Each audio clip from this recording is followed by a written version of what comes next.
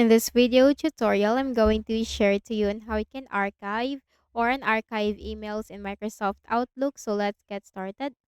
So open your Microsoft Outlook. Okay, so once you find that from here, you need to simply click on your inbox. And then let's say, for example, we're going to archive this inbox or this email.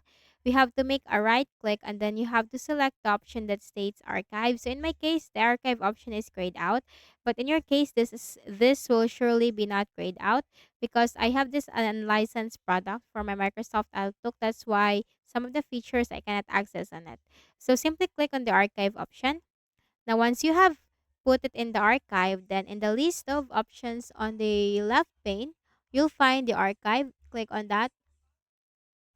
So once you find your email right here that you have sent to the archive folder, all you need to do is you need to make a right click and then you have to select the move option and then you have to set the move option to the inbox. There will be two choices like inbox and deleted items. Right click on that email that you have sent on the archive. Again, right click on the email that you have sent to the archive and then select the move option. Select the move option, then click on the inbox.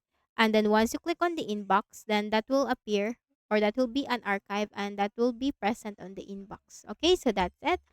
So I hope this video helped you. Kindly please do not forget to hit the like button and subscribe to this YouTube channel. Thank you for watching this video.